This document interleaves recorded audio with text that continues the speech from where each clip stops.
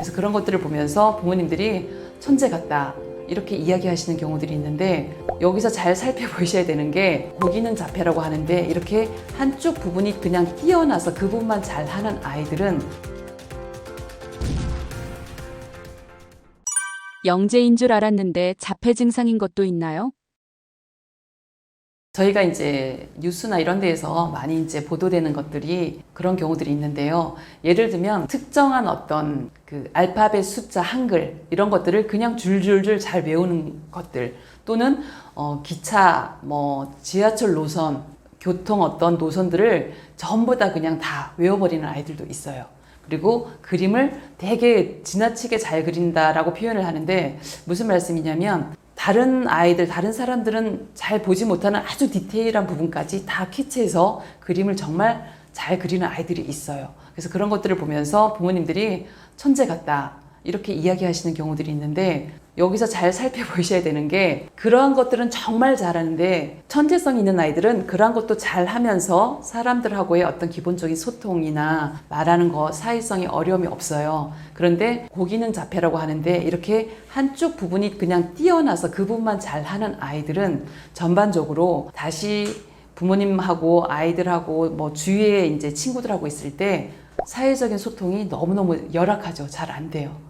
혼자서 하는 건 잘 하는데 뭔가 같이 대화하고 의견을 묻고 이런 어떤 사회적인 소통작용, 상호작용, 이러한 부분이 너무 안 되는 것을 알 수 있습니다. 사례들을 보면 고기능 자폐라고 하고 서번트 증후군이라고 하고 이렇게 천재적이고 아니면 한기능이 뛰어난 아이들을 보면 그쪽 부분을 잘 개발시켜서 그림이면 그림을 전시하거나 뭐 어떤 수치나 이런 것들을 잘 외우면 거기에 관련된 부서에서 간단한 어떤 업무를 하면서 취직하는 경우들도 나오고 있습니다. 그런데 전반적으로 사회성이 좋아지고 사람들하고 어울리는데 부족함이 없을 정도로 되는 경우는 좀 많지 않았던 것 같아요.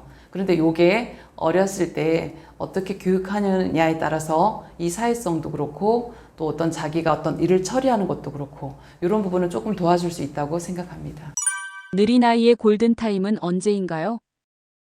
대부분 전문가들이 24개월에서 48개월까지를 많이 말씀하세요.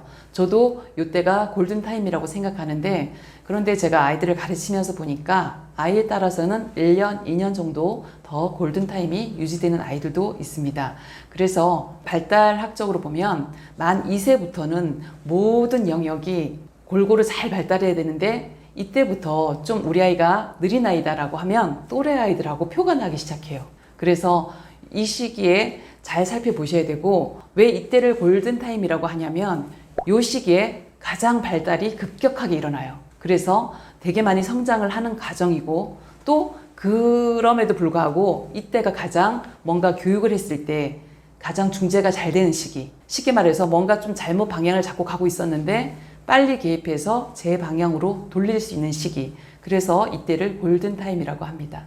특히 이제 뭐 자폐 스펙트럼이나 이런 아이들이 기적적으로 이렇게 된 경우들은 해외적인 사례나 이런 것들도 많이 있긴 한데, 일단 우리나라 의학계에서 자폐나 이런 장애를 받은 아이들이 뭐 드라마틱하게 일반 아이까지 되는 건 좀 많이 어렵다라고 보고 계시거든요. 그런데 이제 현장에서 보면 물론 다 그렇게 되진 않아요. 그런데 빨리 와서 1년이나 2년 집중적으로 교육한 뒤에 일반 어린이집을 갔는데 얘는 뭐가 문제인지 모르겠어요 하고 성장해줬던 아이들이 저에게 왔던 아이들도 간혹씩 그 사례들이 나타나고 있거든요. 최근에 왔던 아이 중에 4살 돼서 말 한마디도 못하고 옹알이도 못하고 정말 너무너무 걱정하시면서 병원 검사 다 하고 오셨던 부모님이 계셨는데, 2년 정도 열심히 집중적으로 하루도 쉬지 않고 토요일까지 주 6일을 매일 집중적으로 교육하고 2년 후에 일반 어린이집에 가서 생활 잘 하고 있는 아이도 있습니다. 느린 아이 부모가 처음에 하는 실수는 무엇인가요?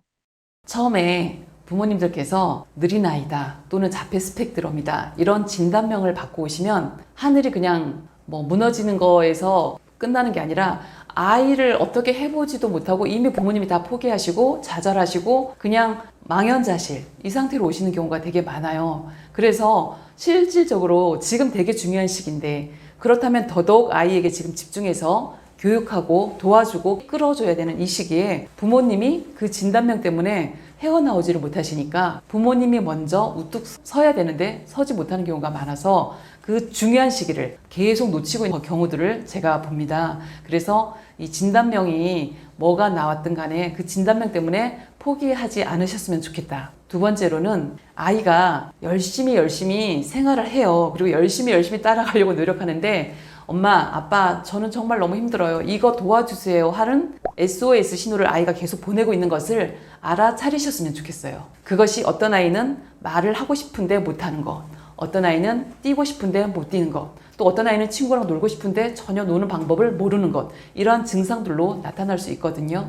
근데 부모님들이 왜 못해? 가르쳐 줬잖아. 계속 다그치시기는 하는데 아이의 그 기간, 회복되어지는 기간, 따라가는 기간, 이런 것들은 길게 기다려주지 못하시고 아이를 자꾸 재촉하게 되시는데 아이도 지금 무척 열심히 하고 있다. 그리고 아이가 이 신호를 계속 보내는 것이다. 이렇게 생각하셔서 그런 것들을 얘가 왜 못해? 이렇게 하시는 것이 아니라 아, 이 부분을 내가 도와줘야 되는 부분이구나. 이렇게 받아들이셨으면 좋겠어요. 그리고 세 번째는 이 부분은 정말 중요한데 아이가 느리니까 이제 여러 기관에 다니면서 교육들을 열심히 하세요. 그건 정말 바람직한데 중요한 게 여기에서 좀 제가 발견되어지는 것들이 기관에 보내니까 여기서 다 알아서 해주겠지. 선생님은 우리 아이를 다 알아서 해주시겠지. 하고 그냥 안심하고 계시더라는 거죠. 그리고 집에서는 아무것도 못해요. 이렇게 하고 그냥 오시는데 절대 그렇게 하시면 안 돼요. 기관에 보내셔서 전문가에게 조언을 받고 아이도 거기서 방향을 잘 잡게 하시고